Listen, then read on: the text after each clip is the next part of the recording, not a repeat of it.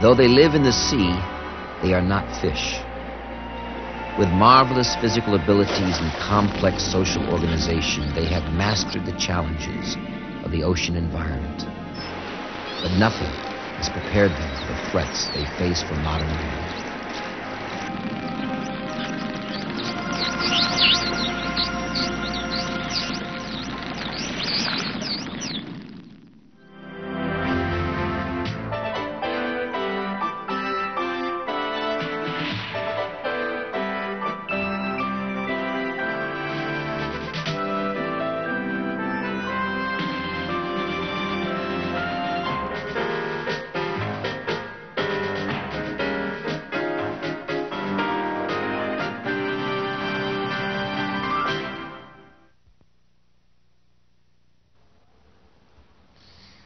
Like many of you, I've always thought there was something special about dolphins. It might be their smile or their grace, but I think there's even more to it than that. When I look at a dolphin, I'm pretty sure he's looking back at me. Now, there's nothing I can prove, but it's enough that when I hear the dolphins are in trouble, it's a cause of concern.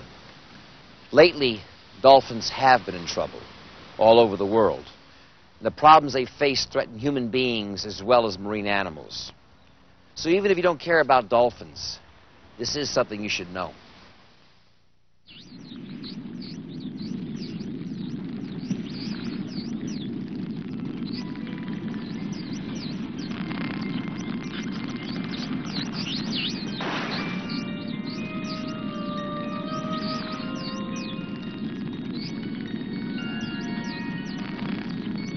For 60 million years, they thrived in all the seas of the world. We call them dolphins if they have a bottle-shaped snout, and porpoises if their snouts are rounded.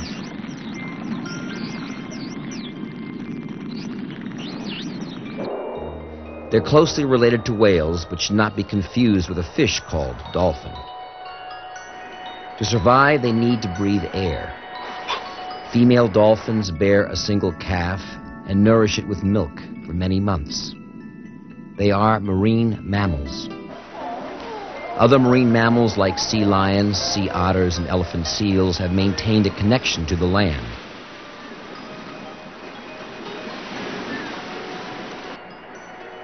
Ancestors of the dolphins once lived on land, but for the past 60 million years, their entire lives have been spent in the water. Here, they're perfectly adapted to their environment. They're fast. Some dolphins can reach speeds of 30 miles an hour.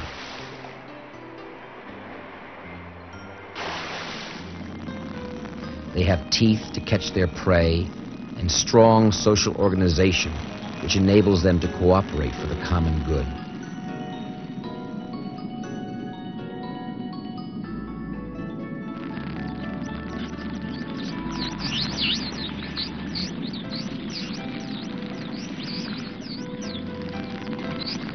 In some species, the school breaks down into distinct groups.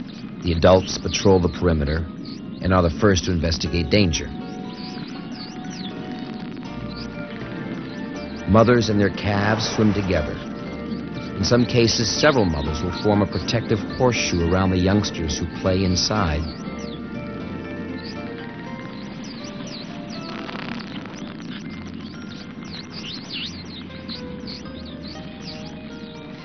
Calves leave their mothers between 3 and 6 years of age to form a rambunctious group of juveniles. This group, made up of sexually immature animals, includes both males and females.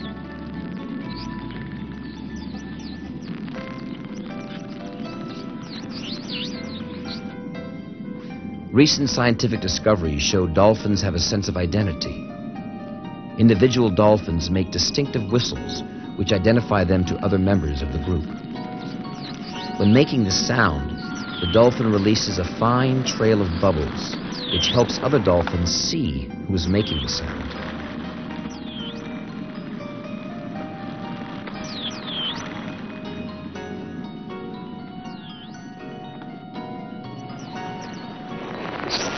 During times of danger, they make these signature vocalizations more frequently. Young calves are in constant vocal contact with their mothers, even when other animals in their school are whistling. A mother and calf know each other's calls.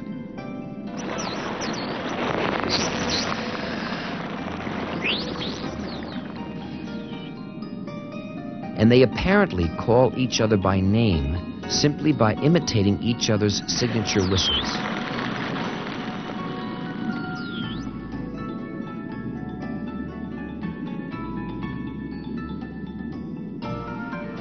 Some dolphins maintain friendships over many years.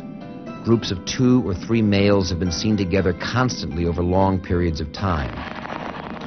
The strong social bonds which connect dolphins are an important part of their ability to find food and to protect themselves against enemies, like sharks. Dolphins have some of the largest brains ever to appear on Earth. In fact, some species have a brain that rivals human beings. These large brains are necessary for the dolphin's sophisticated communication and to maintain their social organization.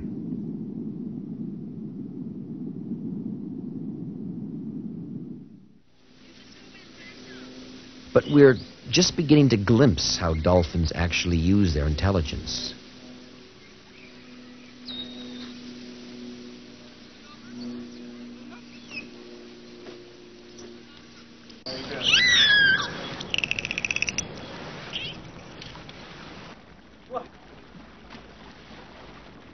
We can go right to the next sentence.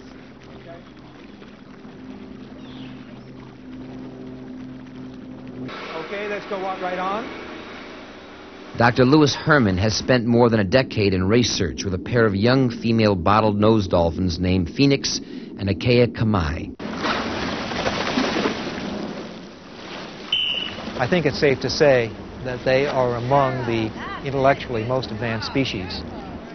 Our program is one of long-term special education, where we bring the dolphins from the wild into an educationally intensive situation. We have developed, for example, some artificial languages expressed through sound or through gestures that enable us to communicate instructions to the dolphins. Ready. Sentence is surfboard toss. Toss the surfboard. It's important to know that the dolphins' responses are not trained. They're deductions and choices made by the dolphins based on the symbols made by the trainer. Okay, for the next trial we'll need a pipe and a frisbee. Efforts are made to ensure the dolphins take instructions solely from the trainer's signals. So the trainer wears opaque glasses to guard against giving cues to the dolphins with his eyes. This way he knows that the dolphin has actually understood his instruction and is not reading the trainer's body language. Frisbee question. Ready. Frisbee question. Is there a frisbee? And she goes to the S paddle. Correct. Yes. And she says yes. There is a frisbee. But the dolphins can do far more than simply follow orders.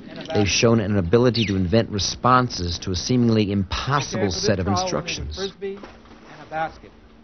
Then, for the first time, we asked the dolphin, Ocea, to construct a relationship between 2 objects, to take one object to another. But the second object, the destination object, was absent. What would Ocea do in such a case? To my surprise, and it was totally unanticipated, she went to the object that was present and carried it to the no paddle, as if to say, well, I can construct part of this relationship, but the object you wish me to take this one to is missing. And we understood immediately what she meant, and that became thereafter our criterion for a correct response in that situation. So it was an invention on her part, a creation.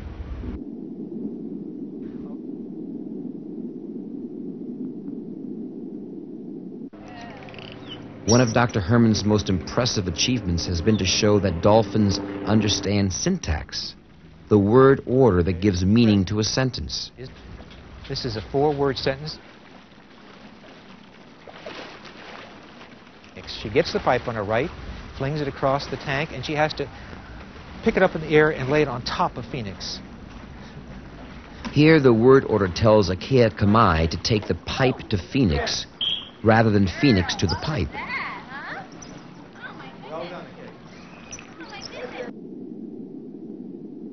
One of the things that surprised us was the immediate ability of both ocea Kamai and Phoenix to look at a small television monitor displayed through their underwater window, see a televised image of a trainer perhaps 8 inches high gesturing to it, and carry out the instructions. Both dolphins were able to do this immediately without any training. We then wondered, well, how abstract, how reduced could this image be and still be understood? So we went from the full body of a trainer gesturing to only the arms and hands gesturing in black space, and the dolphins understood that immediately. We then reduced that to simply white hands moving in black space, and the dolphins understood that. So we were very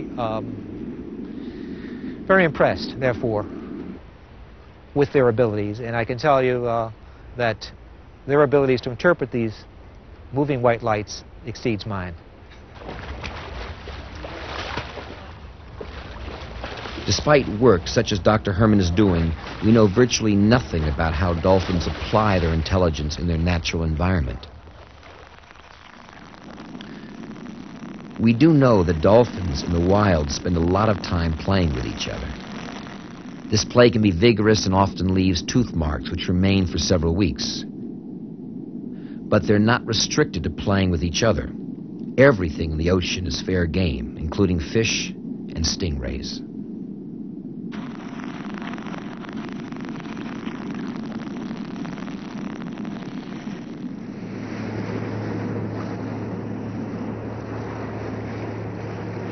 And of course, they love to ride the bow waves of ships. They get a push from the pressure wave off the ship's bow, a feeling that must be something like body surfing.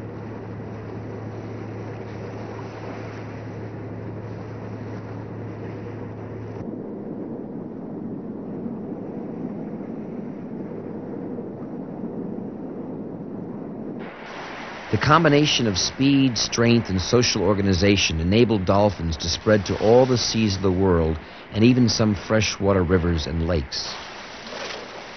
Dolphins evolved different forms, from small harbor porpoise to the largest dolphin of all, orca. Though this animal is commonly called the killer whale, it is actually a species of dolphin.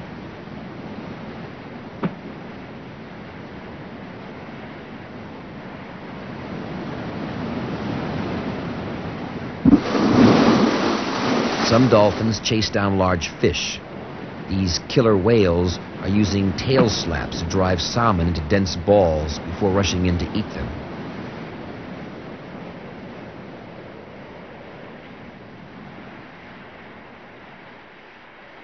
Some smaller dolphins drive fish in the same manner. Others swim in a grid pattern, sweeping back and forth across the bottom in an organized fashion.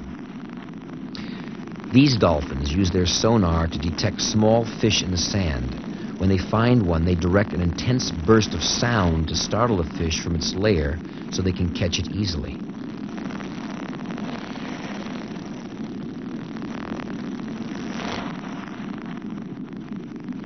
Dolphins, like other wild creatures, must live in balance with the resources that support them. But there is another species which has put to sea as a rival to the dolphins.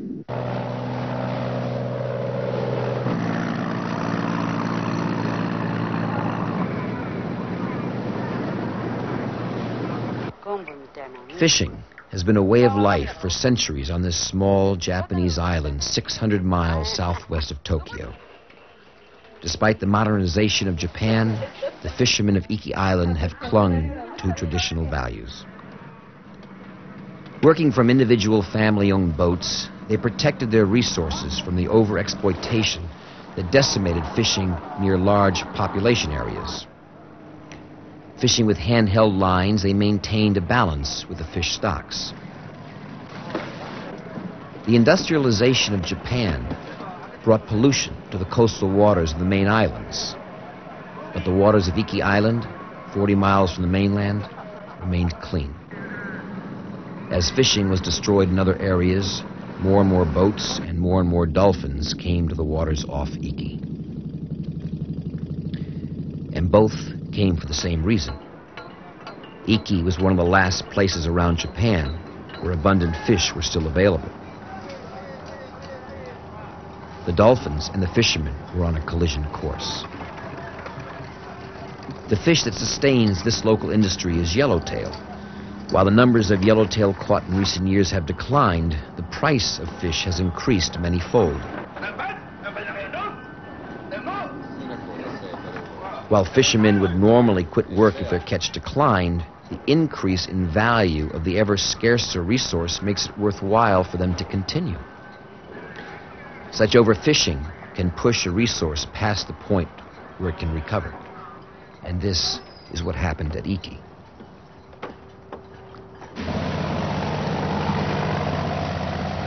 Under the weight of an ever greater number of boats, the fishery that had sustained the people for hundreds of years began to collapse.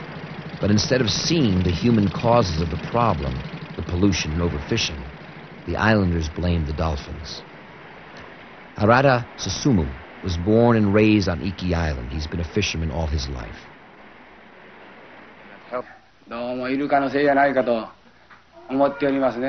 When I graduated from high school, there were so many squid. They were like trash.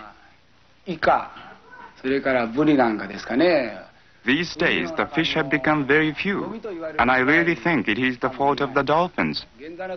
We now bring in only 10% of what we caught 10 years ago.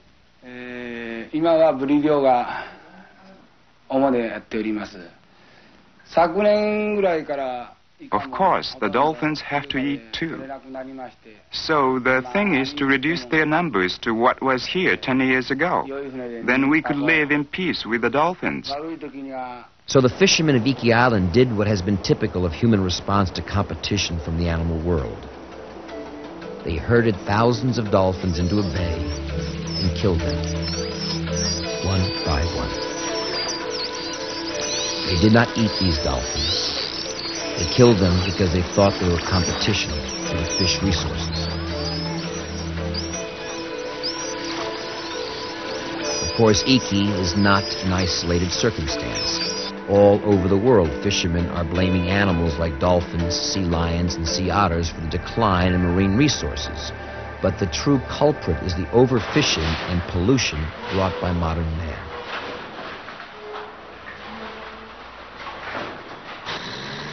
During the 1980s, conservationists won a hard-fought battle to restrict the hunting of whales.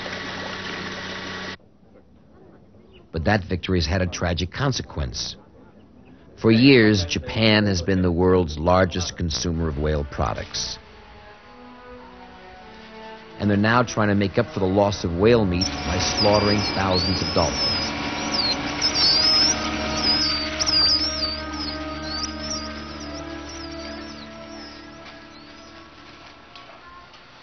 The demand for dolphin meat is increasing every day. More and more fishermen are entering the business. This demand is up because of the decline of the whaling industry.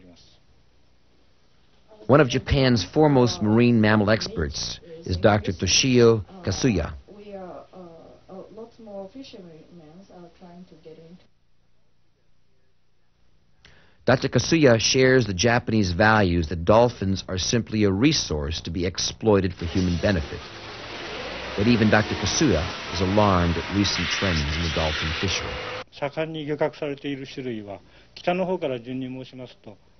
The indication is that the Dall's porpoise population is around 110,000. Now, more than 30,000 Dall's porpoise are being killed each year.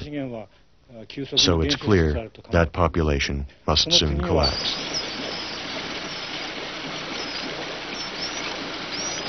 Japanese fishermen also hunt the striped dolphin and have taken so many they've virtually wiped out the local stocks. But Japanese authorities threaten to continue killing tens of thousands of dolphins if they're not allowed to resume whaling. Japan is not the only villain in the slaughter of marine mammals. United States law allows the killing of tens of thousands of dolphin in the tuna fishery, but an aroused public has demanded an end to this killing, and they've won a major victory. Traditionally, fishermen caught yellowfin tuna on hook and line. It was hard work, but they only brought in the fish they were trying to catch. For years, fishermen out of San Diego had known that yellowfin tuna often swim under dolphins. They didn't know why this association takes place, but in the waters from Southern California to the border of Chile, dolphins on the surface often means tuna underneath. During the 1960s, this knowledge led to a new technique for catching tuna. Fishermen would find a school of dolphin, encircle them in a net called a purse seine, then close it at the bottom, trapping the valuable fish. The trouble was, the dolphin were still in the net too. Before anyone knew it, 250,000 dolphins were being killed each year in the tuna fishing process. The National Marine Fisheries Service estimates that since 1960, some 6 million dolphins have died in the process of bringing tuna to the consumer's table. In those days, the U.S. fleet dominated the business.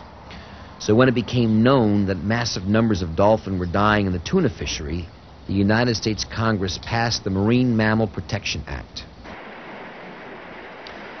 The law mandated that the number of dolphins killed must be reduced to insignificant levels approaching a zero mortality and serious injury rate. That was 1972. But no sooner had the law been passed than Congress and special interests began to water it down. A quota was set which allows the American tuna fleet to continue to kill dolphins. Congress has set the quota at 20,500, and that's how many can be taken by the U.S. fleet in any one fishing year. This was an agreed-upon quota between the tuna industry and the environmentalists before the congressional committees. The American tuna industry did make efforts to reduce the dolphin kill by modifying their gear and fishing techniques. Between 1972 and 1980, the kill fell from 250,000 to 20,000 dolphins a year. The industry went to work and developed what they call a Medina panel, and then as a result of the Medina panel, they went ahead and resulted in the back-down procedure, which is the main steps forward that has happened in rescuing porpoise that are encircled in the net. The fishermen added a section of fine mesh net at the back of the purse seine. During back-down procedure, this portion of the net submerges, allowing dolphins to escape. Sometimes it works. Sometimes it doesn't. Bad weather, human mistakes, and panic by the dolphins can lead to the death of the encircled animals. Of course, the big other thing that is involved now is the foreign kill by the foreign vessels, which actually outnumber our vessels. In years following passage of the Marine Mammal Protection Act, many U.S. tuna skippers moved their ships to foreign ports. Soon the number of dolphins dying was once again more than 100,000 per year. Dr. Kenneth Norris has been studying dolphins for more than 30 years. It's to the point now where the dolphin populations seem to be driven down to mere fractions of what they used to be, and I at least consider it possible that collapse is a possibility for some of them. It was all taking place far from the sight of the American people and Congress. That was until a young biologist from Earth Island Institute heard about the situation. He took a job on a Panamanian tuna clipper. What the captain of the boat didn't know was that he had a video camera with him. His name is Sam Labuddy. So I went onto a foreign tuna boat in Mexico. Many of these vessels are ex-U.S. vessels. Many of them still have U.S. personnel working on them. And by getting a job as a deckhand and later becoming cook, I was able to pass myself off as somebody who was interested in taking home movies. Over the next 4 months, Sam LaBuddy watched the grisly process of catching tuna fish. The mothership again starts in pursuit, and as they near the dolphin herd, which is starting to tire from being chased at high speed, the speedboats are dispatched. They go out and deploy themselves in a semicircle in front of the fleeing herd of dolphins. And they turn furious circles in the water, trying to create as much noise and confusion as possible. Explosives are thrown from the speedboats into the water to try and interfere with the dolphins' sonar. And the whole idea is to terrify and deafen the animals so that they group together in a defensive posture.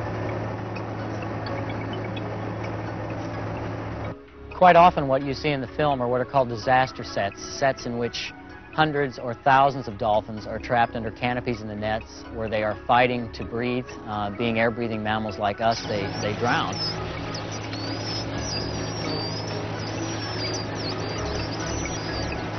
You could hear them shrieking and squealing as they fought up under the canopy in the net, trying to reach the surface to breathe. And after 15 or 20 minutes of this, they were all exhausted and they all died, every one of them.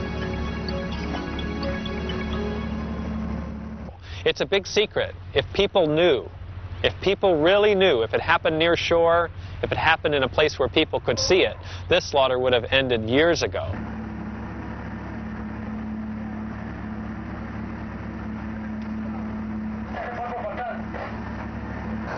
When the Marine Mammal Protection Act was passed in 1972, U.S. boats accounted for 80% of the dolphins killed. Today, we are responsible for only 15%. Probably the biggest single country involved is Mexico. They have the largest fleet. They're killing dolphins at 4 times the rate of the U.S. boats. They're probably killing 80,000 dolphins a year. So with countries like Panama, Venezuela, Mexico, Ecuador, we need to have reliable information about what's happening there. Recent amendments to the Marine Mammal Protection Act now require foreign nations to reduce their kills to the level of U.S. boats and to have observers aboard to verify that. If they don't, their tuna will be kept out of the U.S. market. But even on U.S. vessels, the observer program has had problems. Dr. Kenneth Martin was a government observer on a U.S.-flagged tuna vessel, and he describes what happened when he tried to record the number of dolphins dying. In my case, the skipper went crazy and threw a big fit and, you know, said sleep on the net pile, which would be lethal, and I couldn't eat with the crew. And throughout the trip, during big kills, they would throw their seal bombs that they use for keeping the porpoise in the nets during net closure. They would throw those at me. What I saw was just massive kills of dolphins, especially when they were still in the nets at night. Typical kills were many hundred in a given set. Ken Martin is not an isolated case. Other observers have reported similar harassment and even attempts to bribe them into reporting lower dolphin kills. Far from people saying that if you don't have a cop on board, you're not going to try to save dolphin, that's ridiculous. We have proven over and over again... Repeated attempts were made to interview Mr. Burney for this film, but he and other officials of the tuna industry declined to be interviewed. Some refused on grounds the issue is in litigation. Others said they did not like the way the tuna industry was treated by the media.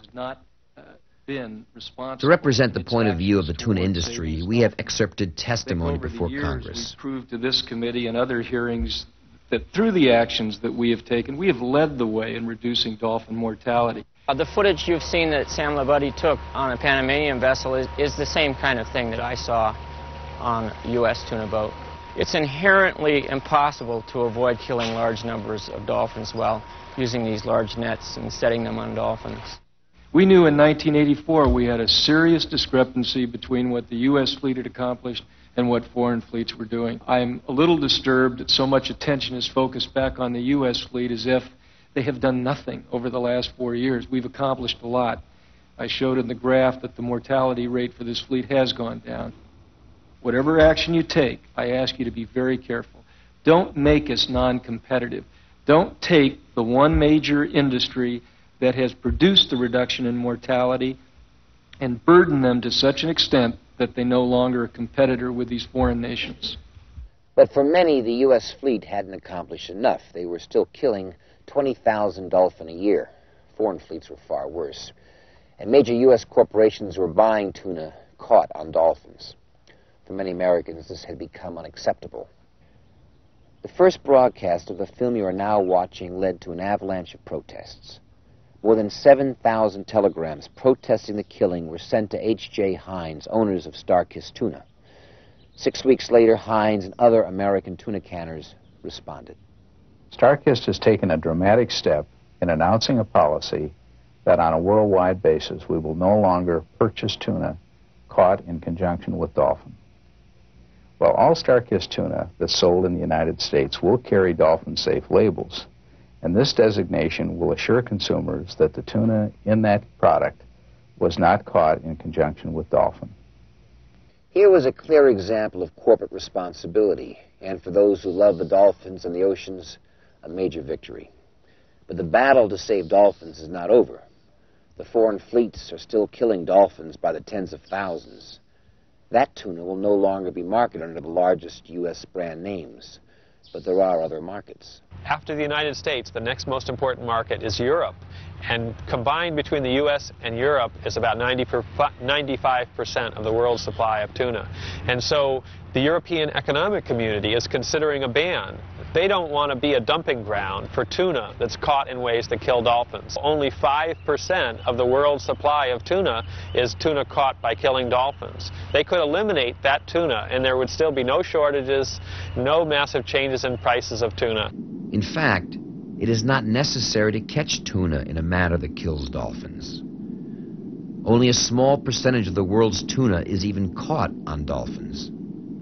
And a single regulation forbidding setting nets on dolphin between sundown and sunrise could reduce dolphin deaths by 30%. And if foreign fleets are forced to comply with U.S. regulations, the number of dolphins killed will be cut by 2/3.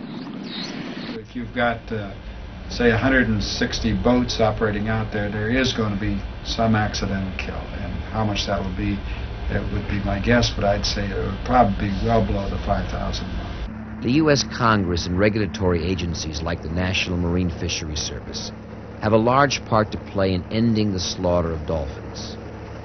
But the individual consumer also helps decide whether the dolphins continue to die.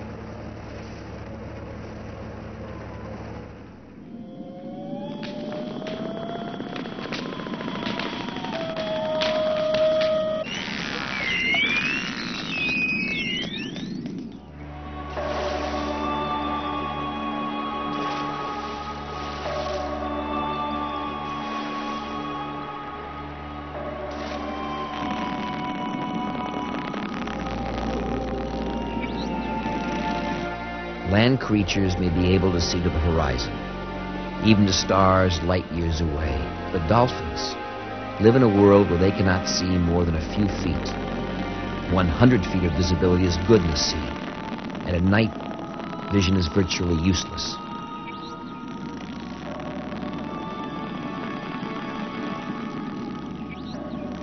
Sound is transmitted more rapidly and effectively in water than in air. So dolphins adapted to this environment by evolving an advanced form of sonar which enables them to perceive their world in exquisite detail.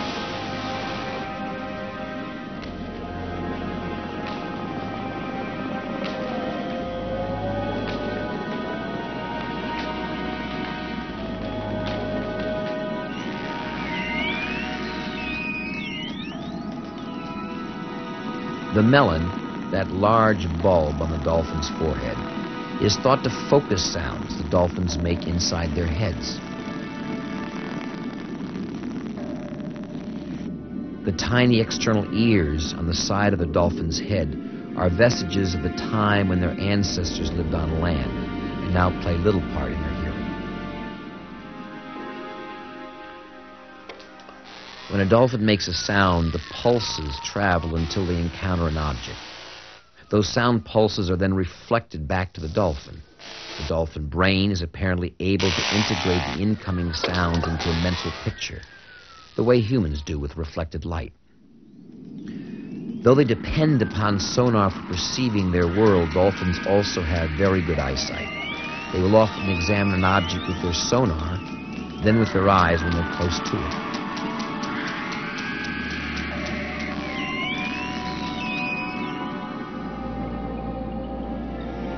The greatest threat to dolphins in the natural world is from sharks. But dolphins have been able to find ways to deal with sharks.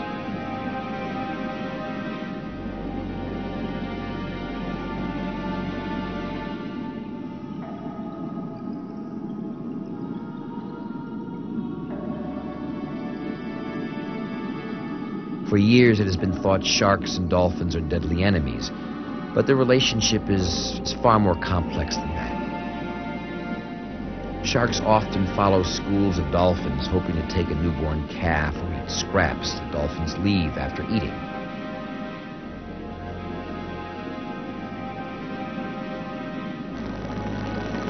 Healthy dolphins are able to toy with sharks like this 12-foot hammerhead.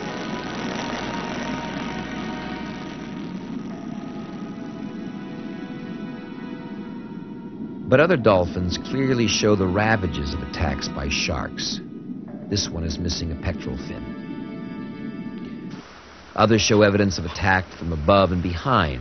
This dolphin has clearly lost its dorsal fin to a shark. Because of the way the eyes and sonar systems are located, the area behind the dorsal fin is a blind spot.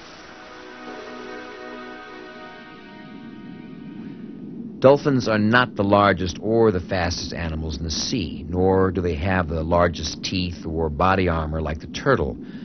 What they do have is intelligence and social organization. Right, isn't that wonderful? These are our local Pacific white-sided dolphins, and they're certainly amongst the most engaging and wonderful little dolphins I've ever dealt with in my life.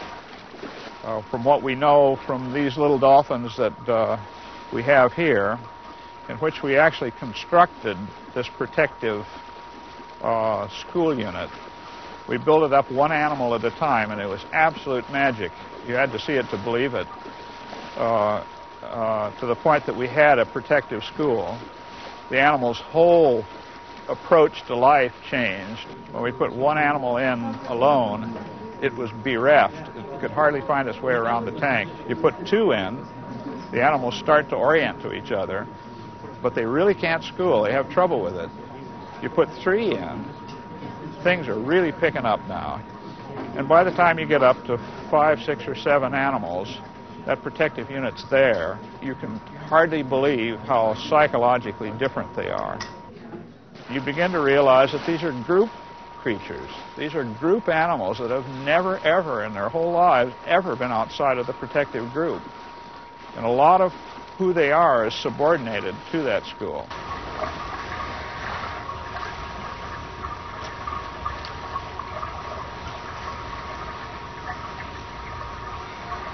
But that protective group is no defense against human technology. For all their abilities, dolphins are utterly helpless in the face of one of our recent inventions, the monofilament gill net. In the North Pacific, thousands of miles of nets are set each night and become curtains of death for every living thing that comes in contact with them. The fishermen who have practiced this form of strip mining the ocean are from Korea, Taiwan, and Japan.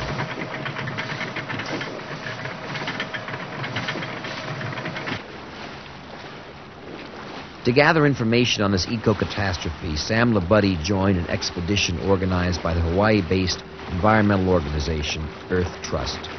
They sailed from Hawaii in a 38-foot boat to find the driftnet fishing fleets.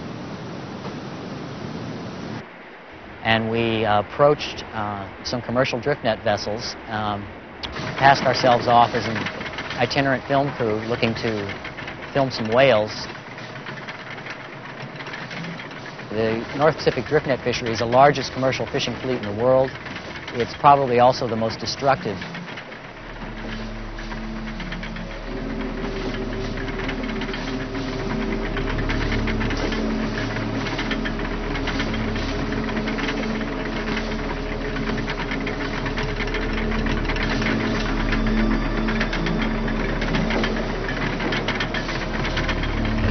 comes back aboard, the dreadful harvest becomes apparent. The fishermen say they are taking squid. The facts are otherwise.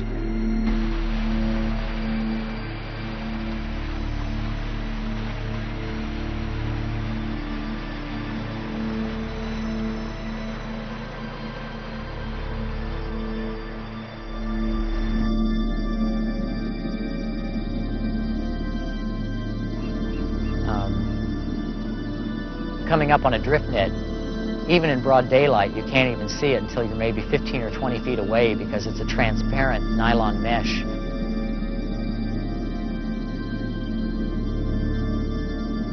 It's a bit eerie. You see entire schools of tuna and other species sort of caught and suspended in space and time.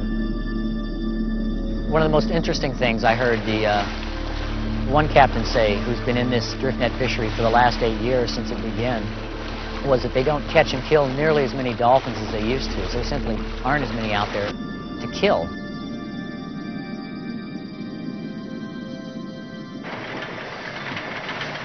Though Japan, Korea, and Taiwan have taken steps to reduce the kill of marine life in their drift nets, the threats continue, not just to dolphins, but to the entire North Pacific marine ecosystem.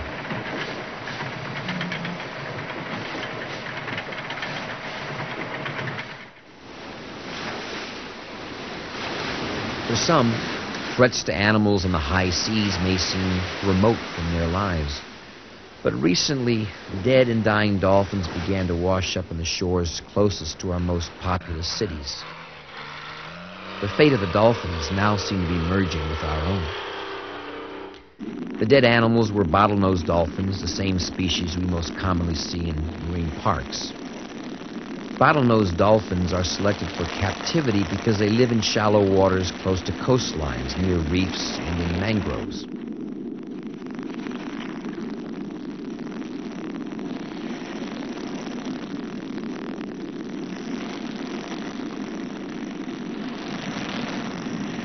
Bottlenose dolphins tend to live in smaller groups than some of the deep water species. Often they will live in pairs or groups of 4 or 6, though they probably maintain communication with others of their species nearby. The lives of bottlenose dolphins depend upon healthy coastal waters. In recent years, destruction of wetlands has deprived both dolphins and human beings of the mangroves and estuaries where vast numbers of fish breed.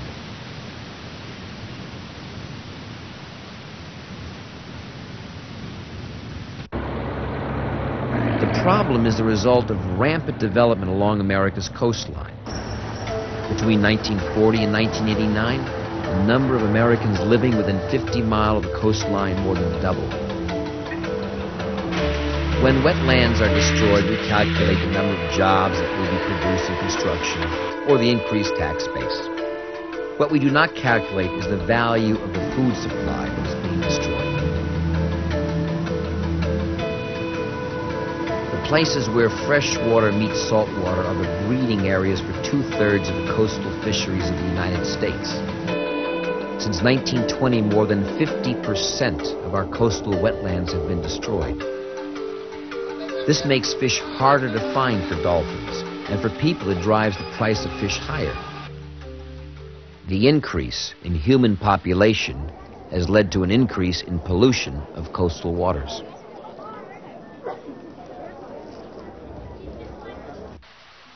Increasingly, the fish and shellfish from our coastal waters are unfit to eat. We dump vast quantities of garbage and human waste into our coastal waters. Runoff from agriculture, both pesticides and fertilizers, mixes with urban and industrial waste and wastewater from treatment plants before entering the sea.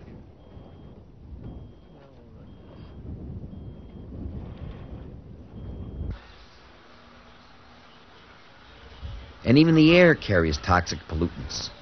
Airborne PCBs contribute significantly to the load of chlorinated hydrocarbons in our seas. Ironically, just as human populations are soaring, we are endangering one of the world's greatest food supplies. There are now indications our irresponsible use of the oceans as a garbage dump is coming back to haunt us. and then we started seeing a larger than normal number of die-offs. When we first looked at the animals, there was no apparent cause of die-off. Bob Shulkoff runs the Marine Mammal Stranding Center in Brigantine, New Jersey, where he spends his time rescuing injured and sick marine mammals. But nothing could have prepared him for what had happened during the summer of 1987. The animals started to increase even more in numbers, and as they increased, more and more animals came in with active lesions throughout their body. We've even had animals coming in alive and dying right on the beach with lesions not only around the head, but in the mouth as well. It was the beginning of a puzzling scientific mystery.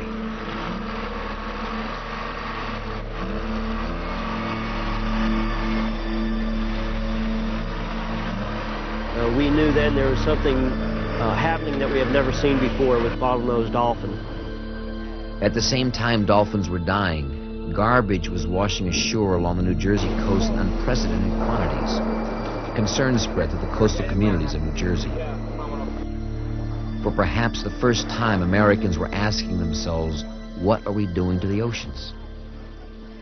And, you know, you have a summer where dead dolphins are washing up in New Jersey and dead seals are washing up in the Baltic. This is a worldwide phenomenon. I think a lot of people were revolted, as I was, and horrified by the dolphins washing up on the shore. After all, dolphins are the closest thing to humans that swim in the ocean. And soon, other dolphins were washing ashore along the Virginia coast.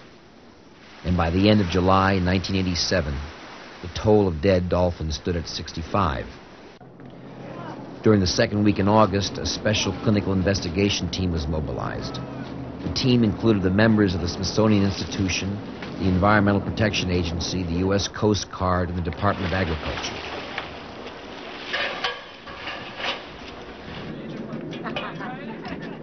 The leader selected for the team was Dr. Joseph Gerassi of the University of Guelph.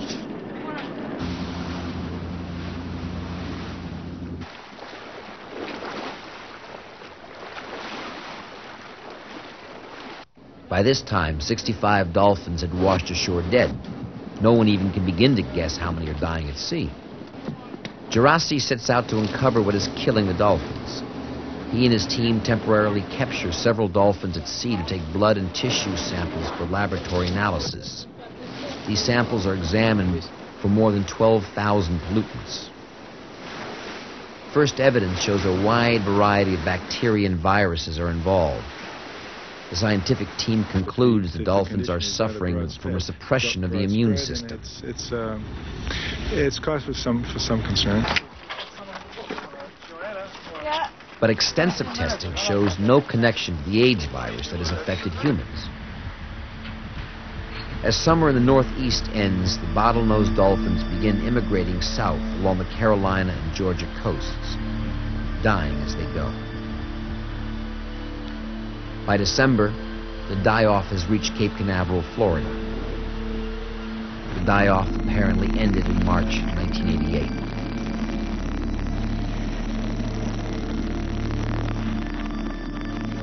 The full extent of the tragedy will never be known.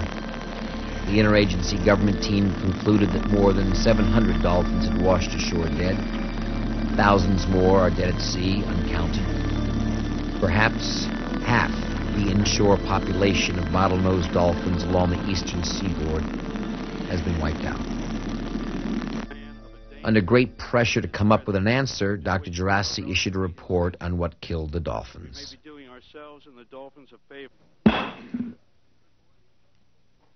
Good morning, and the subcommittee on investigations and oversight of the Merchant Marine and Fisheries Committee will now come to order. We're postulating that the trigger that led to this event was the dolphins eating fish and accumulating brevetoxin. Not that the brevetoxin is a nerve poison that naturally occurs in tiny marine organisms called dinoflagellates, the same organisms that are responsible for red tides. Of those, of the 17 animals which were controls, we have no brevetoxin. Of the 17 animals, equal number, which came ashore associated with the epidemic or epizootic or event, 47% of those animals had brevetoxin. But for many environmentalists, scientists, and members of Congress, the Jurassic Report posed more questions than it answered. I must say candidly that I have some serious misgivings about the report that's being discussed. In New Jersey, however, there was no red tide in June or July. PCBs or chemical contaminants were just as likely to have been the cause that broke down the dolphins' immune systems and made them susceptible to red tide. Many of the dolphins that washed ashore during this epidemic had increasingly high levels of contaminants. One specimen had 6,800 parts per million of PCB in its blubber. As the hearing continued, other alarming information began to surface. And as an aside, Mr. Chairman, I would like to mention that in my own personal experience over the past 30 years, and I've handled a number of beach dolphins, almost every dolphin that I've had samples taken of either body organs or of blubber, unfortunately we have found high levels of chlorinated hydrocarbons. Chlorinated hydrocarbons are byproducts of industry and are thought to cause cancer. We do have a serious problem. We have a lot of pollutants in our coastal waters. And in conclusion, Mr. Chairman, I believe that we still do not know what happened along the eastern seaboard in 1987.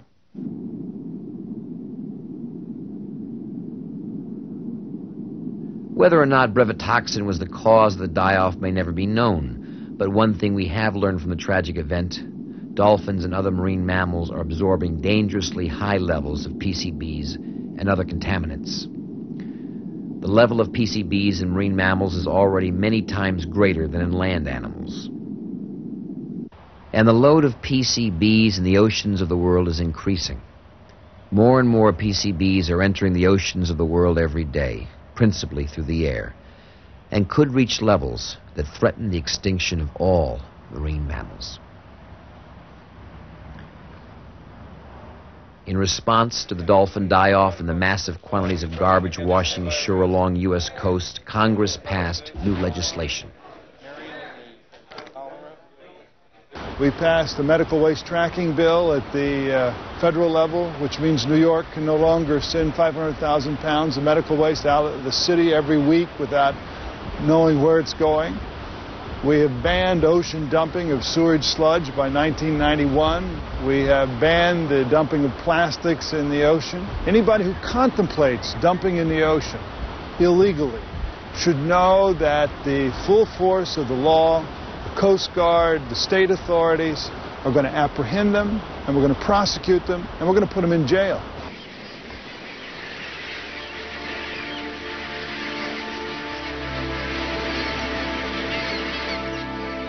The battle to save our coastal waters is just beginning. An ever-increasing population demands space, and more Americans want to live near the shore. And other than the air, the thing that binds all people around the world are the oceans. And that we better protect both the air and the oceans if we're going to preserve this planet. And that sounds apocalyptic, but it begins with knowing what you're talking about. And I think that the summer of 1988 at the Jersey Shore and around the world called attention to the fact of how much further we have to go. Industry in urban areas are creating larger and larger volumes of waste. And all this is happening at a time when federal budget deficits make government funding a problem. But failing to deal with the pollution of our coastal waters could literally be catastrophic.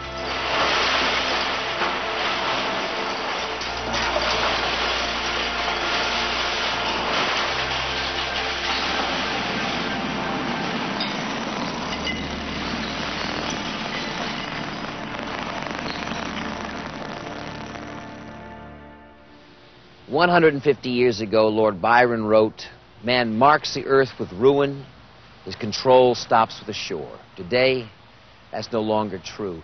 An exploding human population and thoughtless development are placing even greater burdens on the marine environment. We dump deadly waste into the sea, poisoning even our own food supply. We devastate once productive fisheries in the name of efficiency.